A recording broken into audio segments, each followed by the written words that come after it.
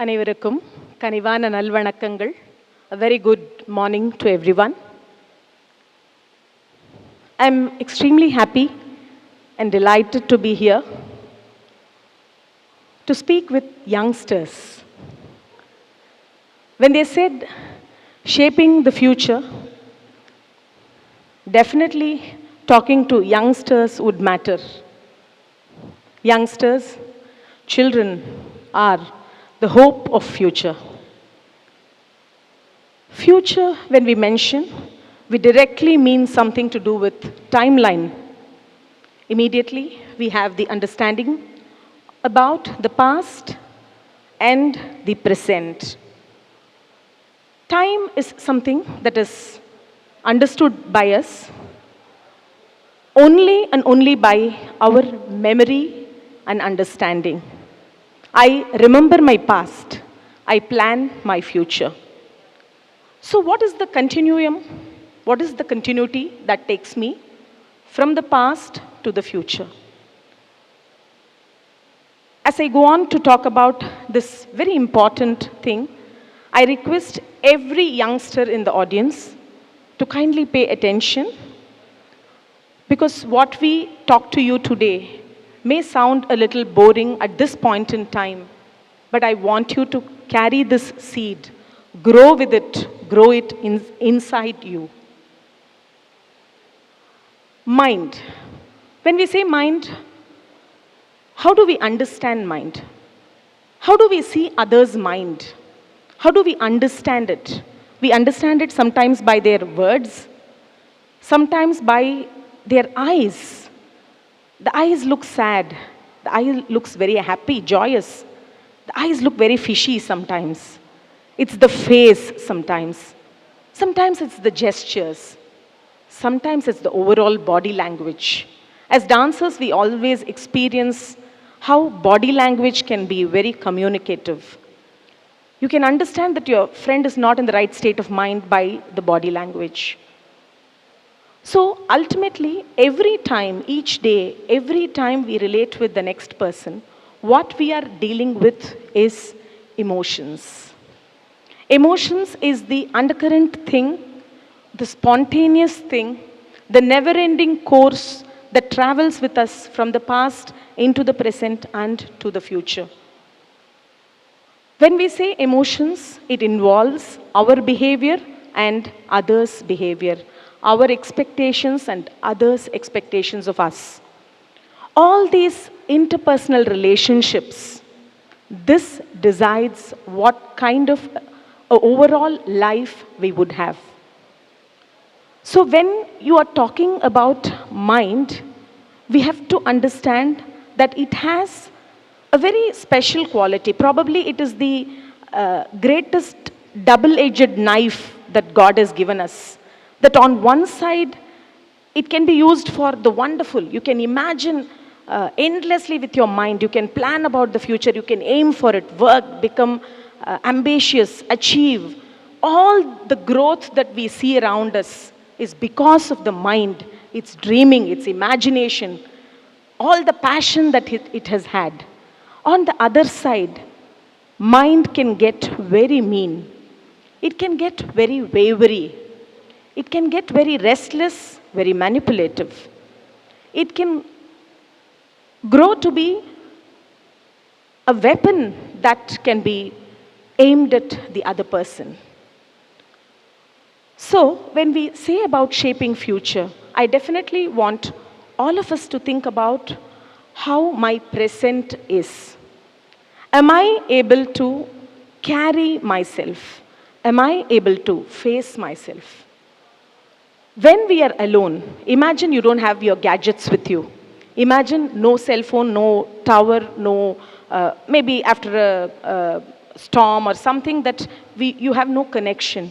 What is the first thing you feel when you are alone? Boredom.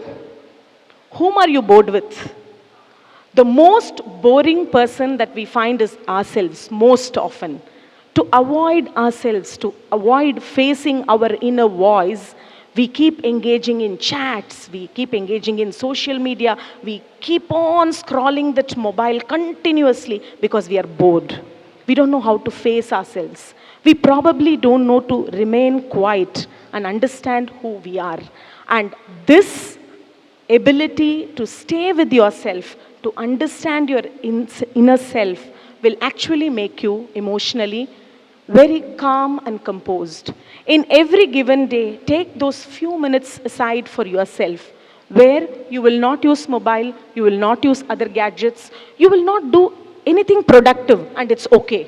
It's completely okay to be unproductive. We are not machines. We are not factories. At the end of an year or a day or after a few years, I must be this, I must do that. Yes, do everything. All that will happen naturally to you. Each one of you are loaded with potential which we elders have not given you. All that we have given you is unfortunately, a very bad society. So you have to be the calm center which can deal with the not so healthy society that we as elders have handed down to you. Make this society a better place by understanding to respond. There is a difference between responding and reacting. Most often, the mind indulges in the past. It holds on to the memories. We say, you know what happened that time? She did this to me. Next time she comes, no, I'll show what. What is the point? Whom are you harming? Whom are you harming? You are angry with the other person, but ultimately you are harming yourself. You will understand its repercussion after 10 years when you develop a blood pressure, a sugar, or anything else. Then is when you will remember, oh, it's all the emotions that I did not manage or balance properly inside me. Learn to center yourself, root yourself, be of utmost help to others. Empathize with others. Empathy is a very easy word to say and very difficult to practice. Empathy is nothing. It is just your ability to completely see the given problem from the other person's perspective.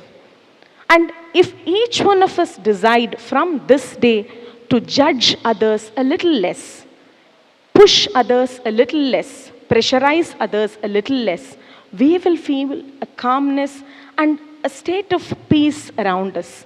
And that is most required. That will automatically gear you to study better, to research better, to do whatever field you take to excel in it. You just have to be a good human being first, who is able to understand others, who is able to at least understand that each of us have a very different set of problems. So before judging others, let's learn to empathize. There are only 4 very basic things that is universal. And these 4 things are not bound by religion, caste, creed, nothing. It is the basics of creation itself. And our Tamil scholars and sisters have very clearly marked it. Pasi, Pini, Moopu, Sakadu. These are the only 4 facts that run through past, present, and the future. Pasi, hunger. It can be of the physical body, it can be of the mind to seek attention, fame, money, anything. Pasi. Pini, ailments. None of us can avoid Pasi, none of us can avoid Pini. Moopu, aging. All of you are young, beautiful, energetic today. But it is the inevitable of life that you will also become old. So empathize with your parents. Empathize with adults at your house. It is very disheartening to see that youngsters are more stressed today than others. It is probably the blame on the elders who have not been able to teach them the priorities. Mark is not the priority. Money is not the priority. Health is. Calmness is. If you're calm from within, you're healthy, people around you will be automatically healthy. They'll be automatically energetic. Empathize with those who are aging. Empathize with the knee pain of your mother, with the backache of your grandma. Help them. Support your family. Your family is where your roots lie. The 4th one is Sakad, death. We all saw during the COVID time. Rich, poor, USA, Germany, Japan, Italy, India, wherever you are, you will die. You will die a ruthless death. Face it. So when we are alive, let's be sincerely, really, deeply alive and be there for each other. Always. This doesn't include any gender. I know there are boys here, there are girls here. These facts that I've spoken now are not gender biased. They are common to each and every human being. Empathize with your friends. Be gentle with all those whom you meet. Smile at each other. Make each day memorable for yourself.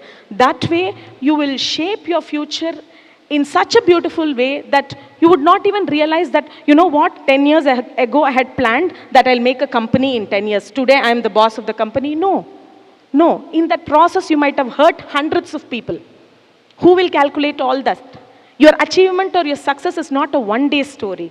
It's your entire lifetime. All people around you must feel secure, safe, happy, comfortable, joyous. And then at the end of it, you have some fame, you have some money, you have some the socially triggered things with you.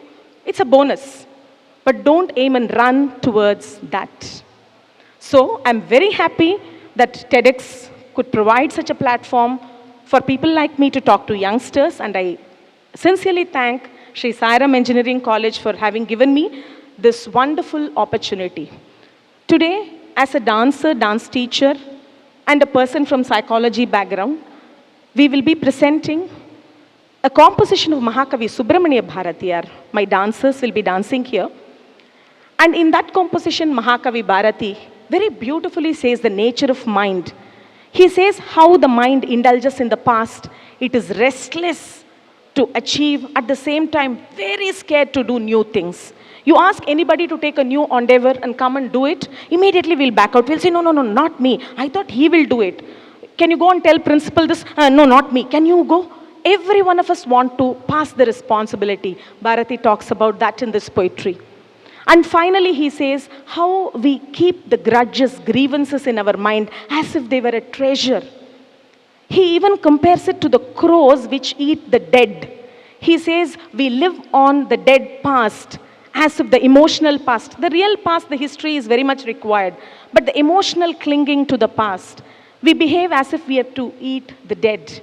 And then finally he says, each day be born anew.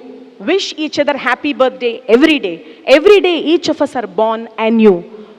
Let's be born anew every day with a state of fresh mind, fresh body, approach the next person, remembering that they have also dropped all the past and come to you as a fresh being. Wishing you all the very best. Indru Pudidai Pirandum.